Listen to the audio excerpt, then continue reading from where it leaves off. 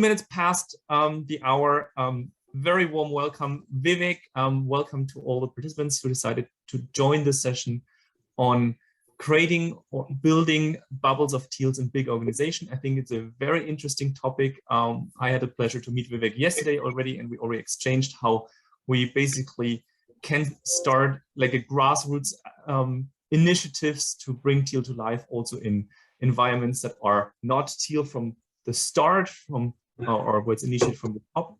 So I'm very much looking forward to hearing your story and then facilitate an exchange with all of you. As mentioned before, please engage in the discussion by posting your questions on the Mentimeter, which I shared in the chat. And just for the ones who just joined recently, if you don't want to be recorded, please just turn off your camera and change your name. Other than that, over to you, Vivek. Very much looking forward to hearing your story. And let me then share the screen for you.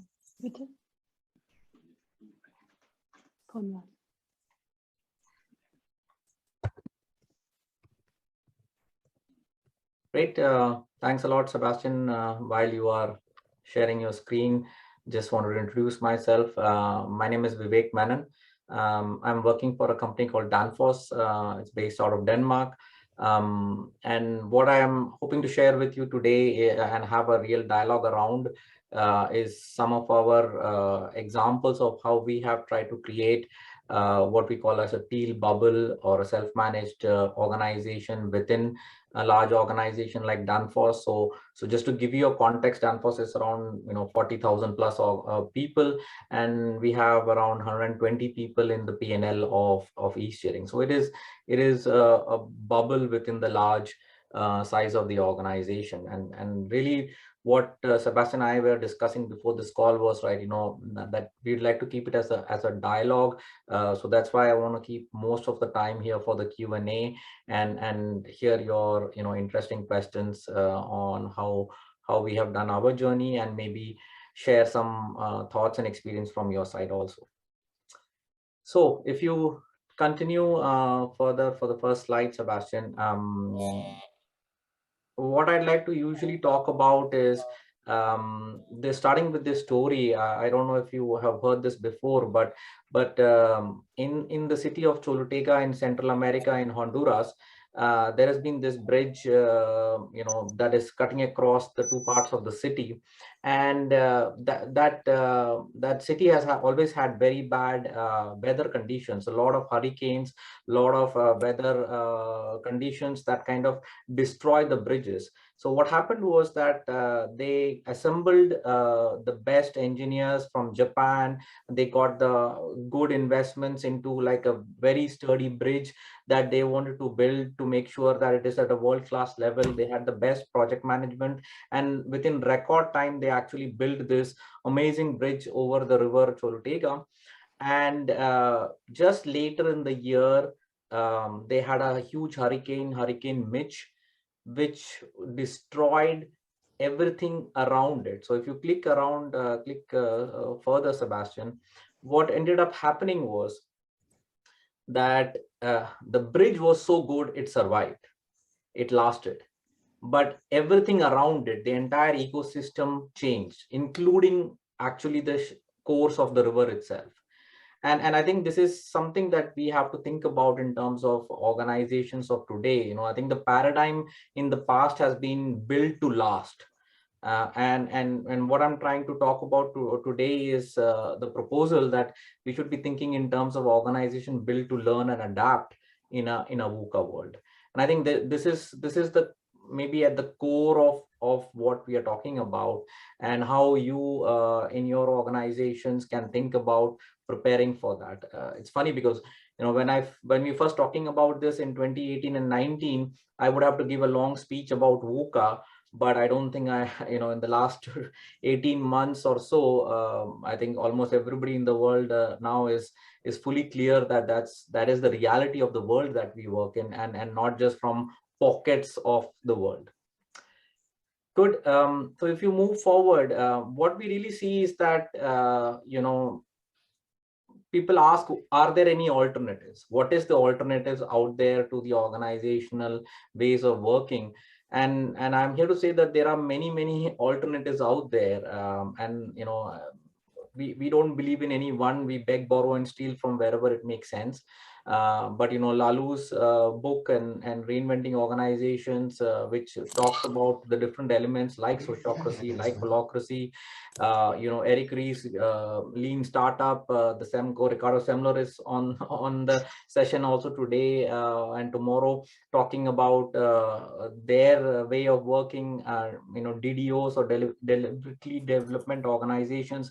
There are many such examples that are getting more and more mainstream. So it is the ways of working are available. It's also now about thinking about how you actually engage and activate with them and start experimenting with those things in your organization. So I think that is where I see as the next step.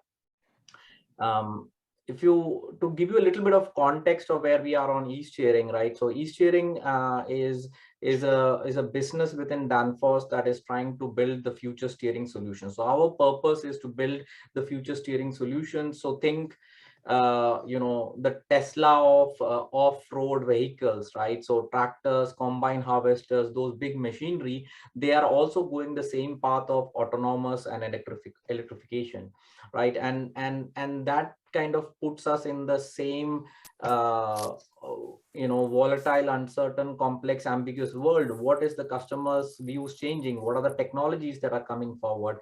How are we going to actually operate as an organization to an ever-changing ecosystem around us? We had Corona come in. We had, of course, the situation around how agriculture versus industry is operating. So there are so many things that are changing in the environment around us.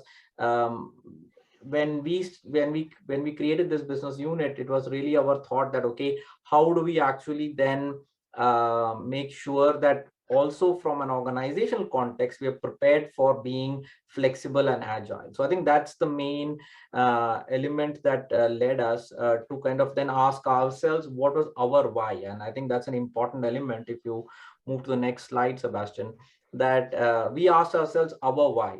So if we want to achieve our purpose of building this future steering solutions of tomorrow, we felt that we had to focus together with the team on what is the why we need to change our way and our operation.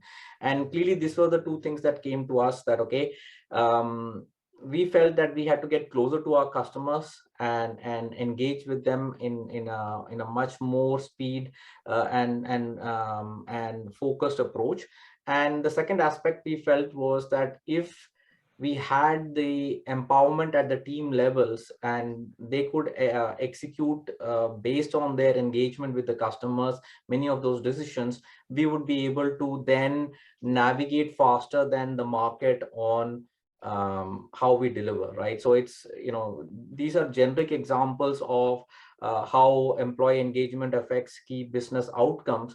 But we just did our voice survey that came out in Q4, and already we can see that we have high employee engagement scores, and we have delivered strong business results, right? So over the last 4-5 years, you saw that we have grown by 24% CAGR, but it's like doubling of the business, almost tripling of the profitability that happens. So it's these the KPIs that people talk about, when people say, oh, self-management, but what is your results? Results is also the key element that, we are here to make sure that we fulfill our purpose and do it in a way that helps the business grow, but still do it in the ways that engages our team members and employees, and definitely makes our customers very engaged with us. So that was kind of really our why. And then when we had the why, we started to work with the how, and in this aspect is where we realized that that hierarchy, if you call it as a framework, has, you know, three elements according to us. You know, it has a framework, has structures, has processes and systems, and has mindset and behaviors, and all three of them have to be activated in some way or form. You know, I heard on some calls today and some of the other speakers, you know, somebody saying start with structure, somebody saying start with mindsets, and honestly, I am of the viewpoint that start where the tension is. And if your tension is in structures, then start with structures. If your tension is in mindset and behaviors, then start there. Ironically, if you touch one and start somewhere, it's kind of like peeling of an onion. You will end up touching the other elements. You know, a lot of people start with structures because that's more visible, tangible. People can see what is changing, and a lot of people start with mindset and behaviors because they feel that they need to prepare organizations for what is deeper and invisible into the setup. But I think it's the important part is to get started after you have clarified your why. So after you clarified your why, it's important that you get started in where your tension is. So if you move to the next slide, we can share some of the examples that we have actually tried to do in all of those elements from a structure, from a process and behavior point of view. So we actually replaced our structure. As a business unit leader, I was able to say, okay, we had the structure of engineering, sales, the typical line function structure, which we actually replaced by you know, circle structure that is coming inspired from holacracy and sociocracy. And then we linked it to the cross-functional strategies that we wanted to achieve as part of our purpose. Then you know, really one of the things that we actually worked was also about splitting the manager role, because I think one of the things that happens in traditional organizations is that we are thinking of the manager as this superman or superwoman who can do everything, can do the functional leadership and the people leadership to the same level of competence. And instead of that, what we did is that, okay, we split the people leadership roles and the functional leadership roles, and then let the team members you know, go into those roles that they felt most passionate about. And we found clearly that some of the former managers who were keen on one area chose the other area, right? So they were having both the people and functional leadership, but then said, no, we are happier to take the functional leadership, and then could take it from that aspect. And other people stepped in and say, okay, we are happy to focus on the people leadership aspect, and then they could cover more people to support in the people leadership aspect. So I think that's just a concrete example of what we did. From the processes point of view, I think I get a lot of questions on performance management, how performance management happens in the large organizations, how is it in conflict with what is happening in the bigger organization compared to what's happening in the Teal bubbles. What we managed to do was to kind of like disconnect between performance management and annual compensation processes. And you know, it allows, actually the systems allows you to do that. If you dig a little bit into your own large organizations systems, the systems are actually not stopping you, but it requires you to get a little bit into it and hack it. And we had actually no issues to hack it, because we have both an annual compensation process and an extraordinary compensation process.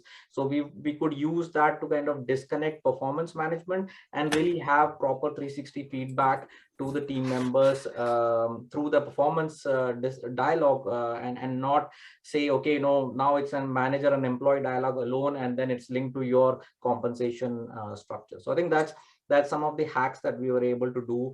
Another strong, I think, is an element is that, you know, you need to be able to run the business as your own. Budgets and budgetary process are traditionally seen again in the domain of the leader and finance people, instead of kind of, you know, hey, no, this is the ownership of the team. and the way we spend our money is based on the priorities that we want to execute on. And I think that's how we actually encourage the teams to have full transparency on how we spend the money.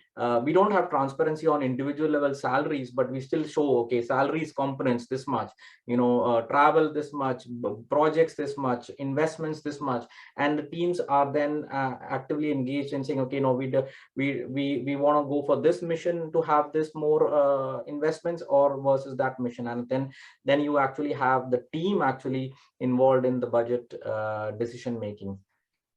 And I think the last element, when you talk about the behaviors, now I think this is where a lot of we invested in external help also to get and train our team members. It's a strong engineering organization, and the engineering mindset is very much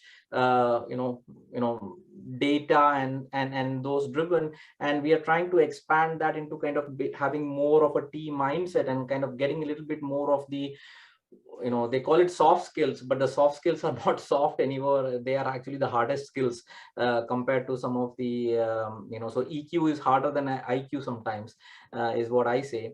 And therefore, to be able to work with giving and receiving feedback, to be able to work with conflict resolution and not escalating everything to their respective managers, being able to take tough decisions on business situations. Like, so for example, when the corona situation happened, many of my peers were actually sitting with their finance people and kind of finding out where we could make adjustments based on the dramatic drop of the business. We turned towards our team and said, hey, here is the problem. The business has dropped by 50% over last 2 months. What are we going to do about it, right? And actually the team came back with a list of savings, and I was not comfortable with some of the savings they were proposing, and when I was objecting to that in some of our decentralized meetings, I was told, hey, but Vivek, we know the business better than you. So it's it shows again what, if you engage the team, then you start to get that kind of ownership, which many people believe that the teams will not take ownership, and I think it's because we have to now start with trust and transparency. And if you start with trust and transparency, you will actually start to see ownership in the organization like that. So that's some of the examples that we were having along. So if you look at it, you can click on the full things. What were some of our learnings through this journey? We really felt that this was a personal change for everybody, including myself. So if you are a leader in an organization and you're looking to change, I'm used to also what I was taught from my education to my first careers in organizations. So also changing myself and stepping away from the traditional leadership style to more of an influential leadership style is an important element. But also for the organization, they want to know what is the balance between stepping back and stepping forward. If some of the former managers are stepping back and the team members are able to step forward in a balance. Really, I think mindset is the toughest challenge. If you look at it from a collective perspective, I don't think that's, it's probably obvious almost to say it. And I think don't jump into the solution. Don't, we think self-management or Teal or holacracy or sociocracy is the next great thing, and let's jump into the how before you have actually clarified why you want to move into that direction. So I think it's very important that the why is clear to the team and bought in by the team. And I think transparency of all the business things and building the awareness level of the entire organization on some of the basics of understanding the business and the connections of the financial implications of decisions is understood by the team as a whole. And I think it is challenging for the individual to kind of see, okay, what is my visibility here now? Am I flexible? What does it mean for me? It's not only about now I take decisions on running things differently, but also in tough times, how do you take hard decisions to stop things and spend less money? I think that's an important thing.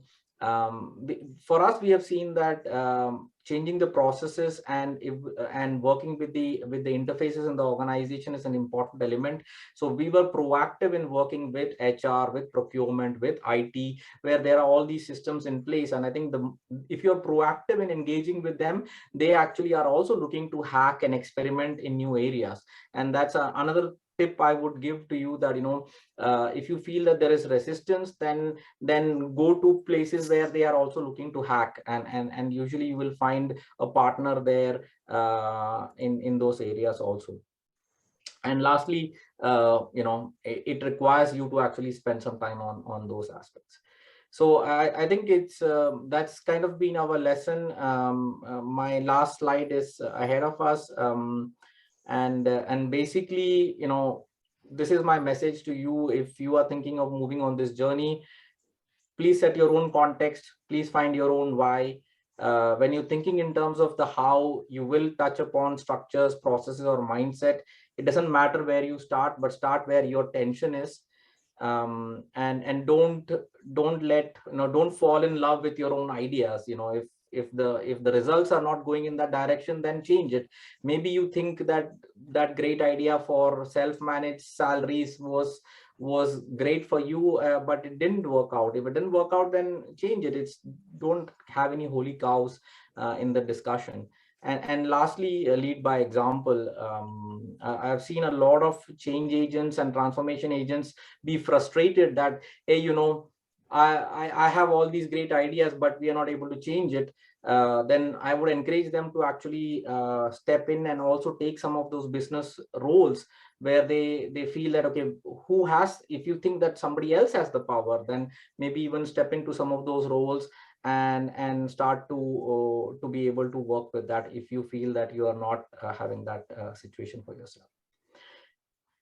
That's it. So I think, sorry for taking 5 minutes more, Sebastian. But let's take the rest as a Q&A session. And I love that idea of saying, don't fall in love with your ideas, but with the problem, right? You need to be profitable in the end. You need to be successful as a business. You gave that call to action to the group, but maybe can you explain a little bit like what kind of resistance you actually faced on that journey? Like when you talked to your boss, other stakeholders, like what were some of the challenges and how did you overcome those? Yes, so I think you would have both internal and external resistances or challenges that you might see. It's because of any change, right? I think people are comfortable with things as they are going fine, right? And the way what you have to handle is, again, internally you need to talk to the team. Okay, why do we want to move in this direction? Already when we had that dialogue about the why, people were like, yeah, but we have a problem in the speed with which we respond to our customers. I would like to have more decision making on the projects and the money we spend, right? So actually those things actually pop out if you ask those questions, and then say, okay, well, what you're telling me is that you want to change some of the things that we are working today, and therefore that becomes the platform. And I think when you work with the interfaces or outside the organization, again, I find that sometimes there is a bad reputation for, but these corporate functions or other things will not actually work with you. But my experience has been, if you've been proactive in reaching out to them and saying, okay, hey, we are trying to hack this split between performance management and compensation. Can we experiment? And they said, yeah, we have also been thinking about it. Can we experiment with you? And the same with with IT, with the way that you are showing organizations. The same with other areas where they felt that their processes were actually not tuned with what they wanted to be in the future, and therefore they were looking for, they could also not implement everything for 40,000 people in the organization, and wanted to have teams like us as experiments and pilots to actually work with. So I think it's about engaging proactively is the core lesson there. And you said like you're a bubble, right? Like in a more traditional environment. It's probably also true for a lot of other organizations. Like, what do you feel like are the main interfaces with kind of the traditional hierarchical world, and what are some of the challenges and watch outs that you experience in that kind of two systems operating in one organization? Yeah, I think one of the things is starting with the individual level, right? A lot of people are like worried about the visibility, right? So okay, so people in this team, like, okay, I am an, let's say I'm an e-steering leader, but what does that mean in the context of Danfoss, where there are all these hierarchical levels and positions and stuff like that? So I think we have to kind of work with the team on explaining what it means, the role versus a title, and those kind of aspects. So at an individual level, you have to be able to work with the team and what's in it for them and how is it safe for them to try this, because it is not a matter of either giving our team an advantage or a disadvantage, right? I think that's neither is the right approach. So you have to kind of say, okay, how do we actually make sure that that we are aligned both at an individual and an organization level on those aspects, and that's what you need to spend the time actively hacking together with those stakeholders. That is just one example. And then I think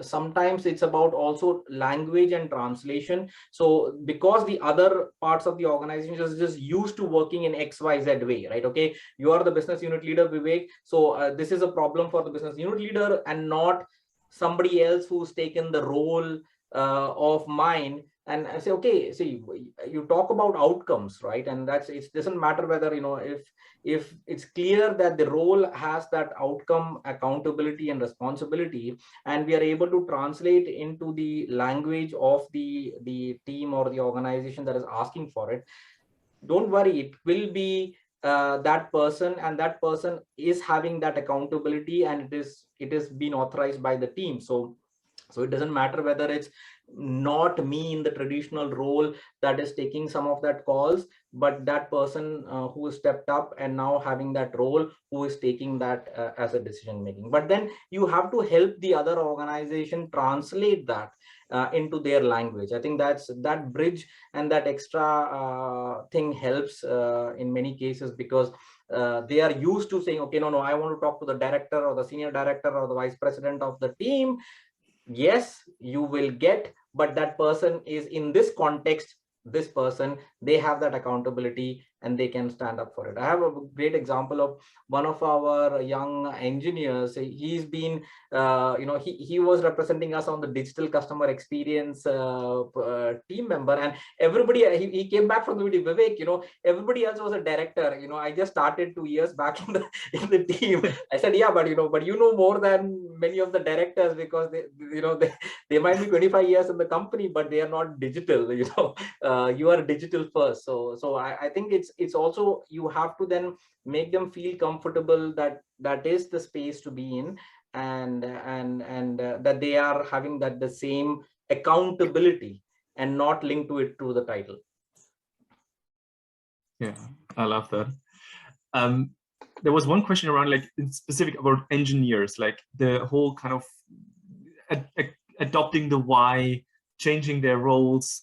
Can you explain a little bit, like, how did you get the team on board really with that direction, on also to kind of, I mean, maybe that's stereotypes about engineers, I don't know, but that they might be more into the technical things, not so much in the ways of working. What challenges do you encounter there, and how did you manage it? So obviously, I think the first thing is that hey, we want to work on the new technologies for steering. They want to do in AI and machine learning and GPS stuff, and they felt that this is all HR, right? Why are we talking HR stuff here, right? And I think it's, again, starting with the why. If you start with the why, okay, what is not working today, guys? And then they will list you all the hundreds of things that they are not happy with. So the moment you start asking them what is not working, it will not just be about I don't have money for this project. It is also about the ways of working. So the ways of working will also come out in that areas of issues. So that already brings up recognition for them. And then I think the second aspect that we found helpful was we took our starting point from holacracy and sociocracy, because there is there is more structure with the circles and the hierarchy of purpose versus the hierarchy of people setup that is there, that helped in my book, an engineering organization to say, okay, here is a flow chart, here is the processes, here is how I run a governance meeting, here is how I run a tactical meeting. I think it helped them to have that structure. Maybe it was a HR organization or a marketing organization, maybe we could have started with lean startup or Google Reworks or Spotify models or whatever. But I just felt like there was much more. There's like this collective sigh of relief when they saw, oh, holacracy and the constitution and the structure. I could visibly see the energy in the room of the engineers changing. So so you start with where your team feels the most comfortable. It's great, like where the tensions and really tailoring your approach to your specific audience. Yes. Vivek, you talked about we, like who actually started that? Did that come from you personally? Was it like who was it? Who's driving that? Yeah, so that's a good question. It started with my manager himself. I think he is a student of Gary Hamel, Domenico Traverso. He's been he was at that point of time he was setting up a new strategy for creating his division, and because he was inspired from his lessons with Gary Hamel, he wanted to start a business unit that was young and fresh at that point of time, and trying to create this new technologies of steering. And him and we had connected at a previous organizational entrepreneurial journey, and then said, hey Vivek, I have ideas of starting something like this. The organization is, the canvas is open to you and the team, and then now you can build it. So then we were, so from that point of view, he gave us the blank canvas, and then we built the canvas together with the team. Initially with initially there were the key managers and the key influencers, and then we said, okay guys, we need to work with that, and then we brought the whole team along. So actually within even the first 3 months, we had like the full hands-on meeting and say, guys, we want to do this. What is the why? What is the strategy for us? And then from there take it to the how, and then continue to work in that manner. So it was bottom up, full organization that was actually engaged in doing this. And maybe just a comment to the audience, right? Like when you have a follow-up question or a question, please maybe just raise your hand with the Zoom button. If you feel like the question wasn't fully answered or you just want to probe deeper, then we might take an opportunity to still kind of pick that up right away. There was one question around the leadership roles, and you talked about like how you split them up more, and the question was gearing heading in the direction of, are there more leadership roles? Then maybe you can still expand a little bit on how that actually works and that divide in the role. And yeah, first and foremost, this is not about no leadership, it is about more leadership. I think that's a different, maybe I've heard, oh, say self-management means no leaders and whatever. And I see it more as everybody stepping up to take more leadership aspects. I think Lisa Gill calls it leaderful, and that's how we see it. And the way we kind of, just to give an example, is that, we split what a traditional manager's role into people roles and functional roles, functional leadership roles. Now, if you're using holacracy and sociocracy, the functional leadership role can again be further split into lead link, facilitator, secretary, rep links, and cross links, like that kind of an area, right? So again, you're decentralizing the traditional power that is held with a project manager per se, because now you could say, oh no, but the functional leader is a project manager. Yeah, but the difference to the project manager is now you are a lead link, and you're not, you are having a facilitator who is challenging you and making sure that the decisions are done in a decentralized way. And then you have rep links and cross links and secretaries as part of the discussions. And on the people side, we then let the people step up and say, okay, instead of now having to go to the manager for their people dialogue, we set up sparring partners. So we set the role of a sparring partner, and then people could nominate themselves to be sparring partners. So we had only 5 managers before, and we ended up having 13 sparring partners because people volunteered to being sparring partners for others, and they could now randomly choose whoever they want to go as a sparring partner.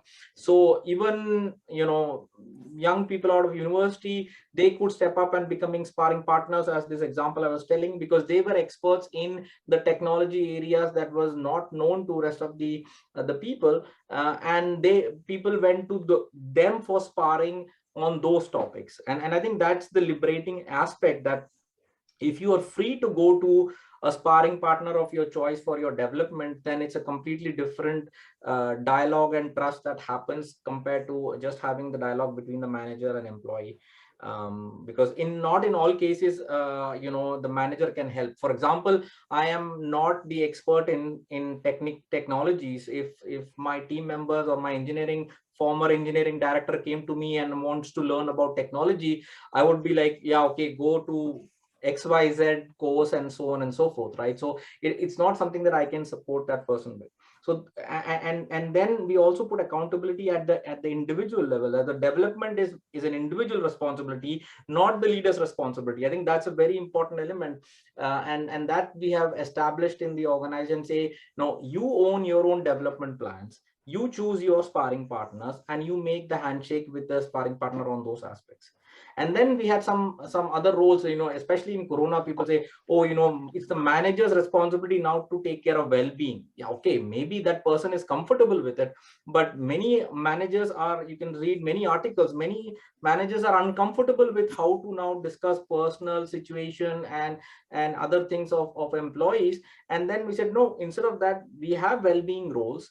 These are what's the accountabilities of that role. Who would like to volunteer for those well-being roles? So if you start with defining the roles and the accountabilities and asking the teams to volunteer, then you actually are very surprised by the kind of people who actually step up. It's that for me has been the biggest surprise, because all my stereotypes of is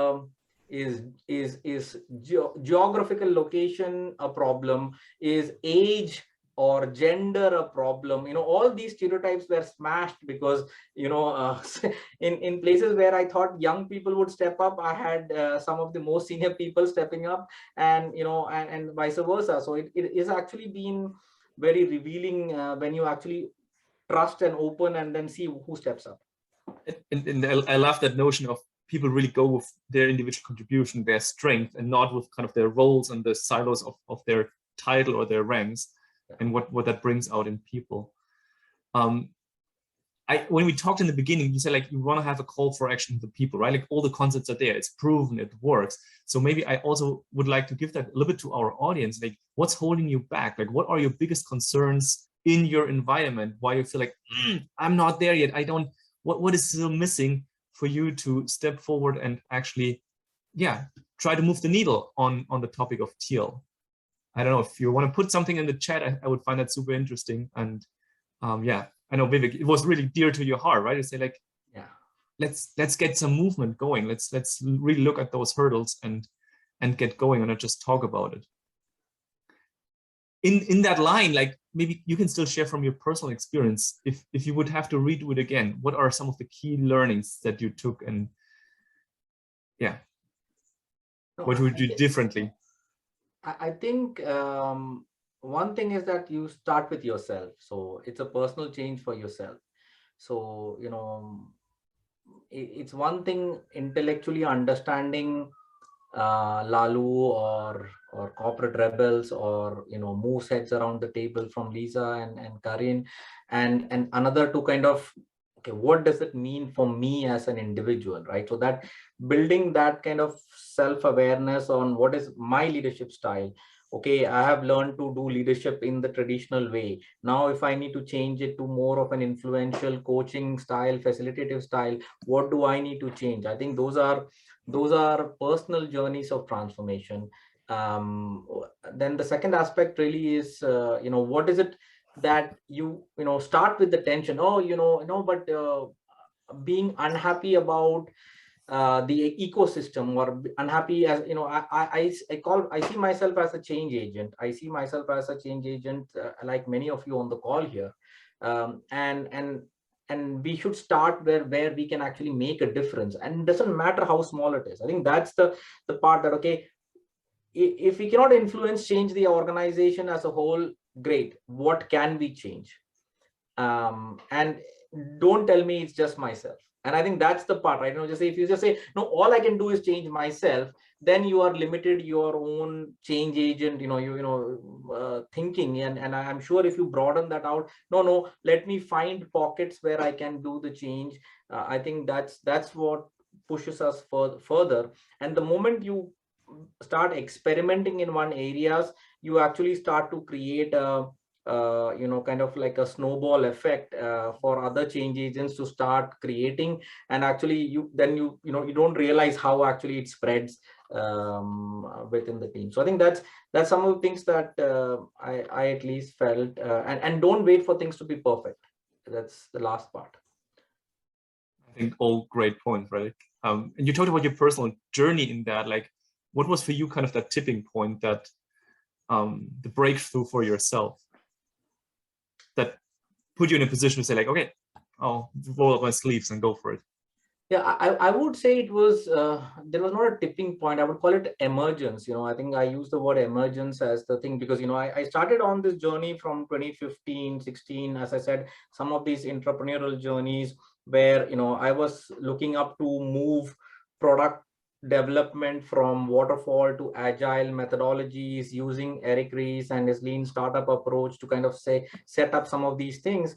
And then when we started to work on e-steering, we got to connect on Lalu and Gary Hamel's earlier books on breaking hierarchies and so on and so forth.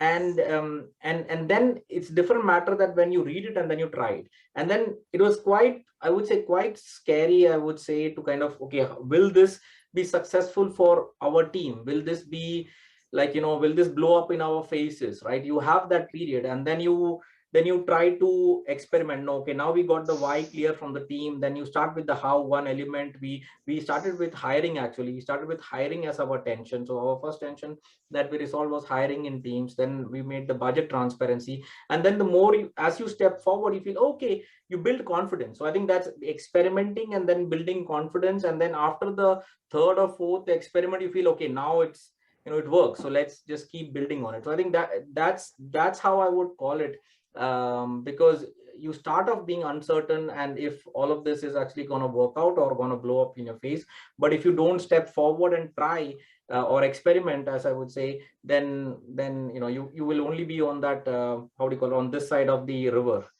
waiting for change to happen to you. And Vivek, there's still some concrete questions around like the scope of your journey. Like, can you still elaborate, like, how many people are actually in that bubble that you talked about? How long did that journey now take? And obviously somebody knows you already, like you had some change in your leadership, if that kind of affected kind of the work that you're doing. I don't know if that's true. Sure. But So there are as of last around 120 people in the PNL, which is primarily teams out of Denmark and India, but still having a distribution of salespeople in the US and France and China and so on and so forth. So it is a I would say a decent sized team. For me, I think I have had the recent change of moving into a sales role, and stepping away from being the business unit role.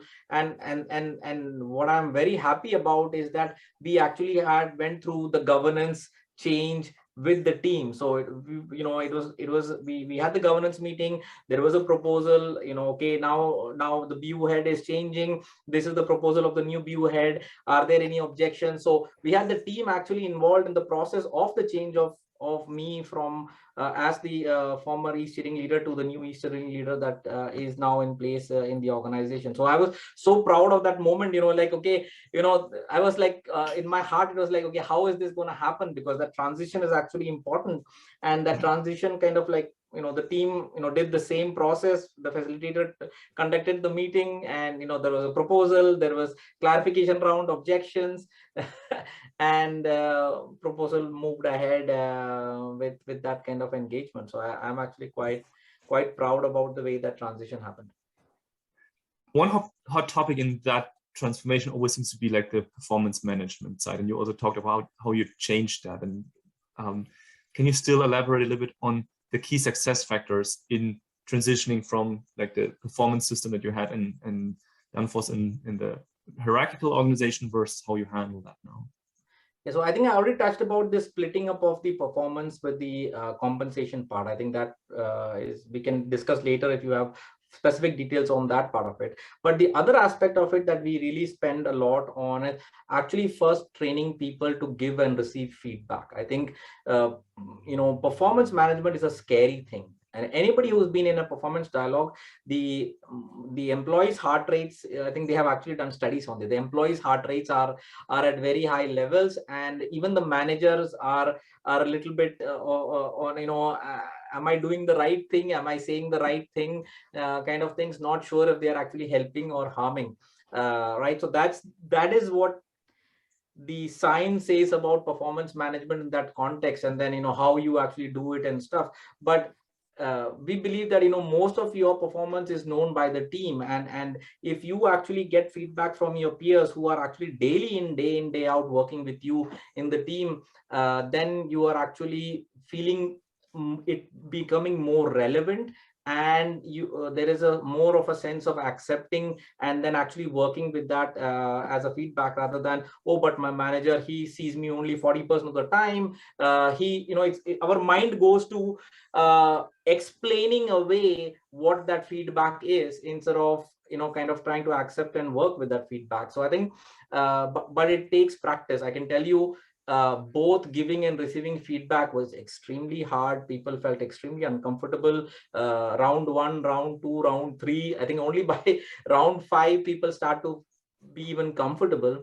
But that's what it takes. It takes you to kind of help make the transition.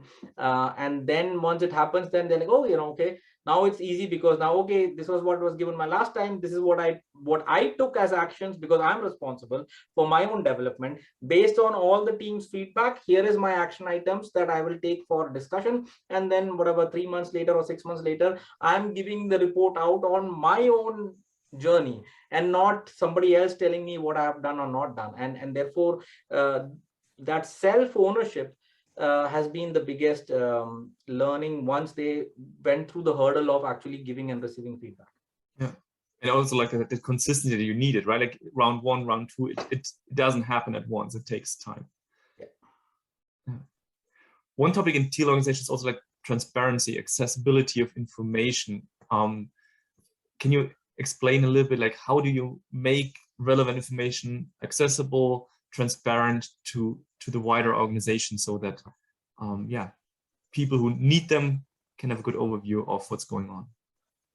I think the information is available. I think it's just about sharing it in the message, and also then educating the team. Because, for example, when we showed our monthly results, we every month we would have a town hall where we would show our financials, what we were, what was our business doing, how was the full P&L doing, and then we also train the organization to interpret their work in the context of the P&L. I think that's an important element, right? So if you're an engineer, okay, I am ordering this test equipment. Okay, you need to know that what is the cost of the test equipment, and that decision, how that, what is the budget of your own project, and how is the budget of the entire set of projects. So then, the moment people link it to something concrete, then we say, okay, here we actually took the money pool that was given to us, because that's what happens, in a traditional context, every business unit is given their own budgets. So I can't influence the budget outside the team. In most cases, there are rare exceptions where you can fight for certain situations, but it's more of, in a general rule, you get what you as a pocket of money, and say, okay, here is a pocket of money, these are our key objectives, how do we want to spend on the different objectives, and consider the split between the different kind of activities like compensation, like travel, like projects. And once you have set that together with the team, then the team has follow up on a monthly basis. Did you actually spend as per that? Okay, no, you didn't spend. So maybe you need to, you think you will spend, but you will not, because actually that's one of the ironical things that I have found, right? People are so worried about money, and then they realize that for various good reasons, because projects are delayed, because the customers are delayed, because of so many other things, the money that they thought they will spend this month actually gets spent 3 months from now, and they could then use that money for something else and prioritize something else instead. So but you, by providing the transparency and letting the team see, okay, this is the actual spend and this is the real pocket that we have, the teams get creative themselves and are able to come back with very creative solutions to solve the problems. That's been our experience. Yeah. You showed initially that graph of kind of the corporate rebels graph of the impact of moving to Teal organizations with the KPIs. If you translate that to your actual performance indicator, so to say, for your business unit, what was the main impact on a business level? What kind of tangibly changed in terms of the performance that you can deliver to the organization? So I think highest level, we beat every of our original strategic goals financially. So 2017, we set the, this will be our growth, this will be our profitability, this will be what will be the results that is there. And we beat them, including Corona period. So even 2020 original targets before, March is when 2020 March is when we actually went into the serious shutdown in Europe and those kind of a mode. We beat our original 2020 targets also, and 2021 targets also, right? So the financial results have been exceeding what we had set ourselves as part of our strategic agenda.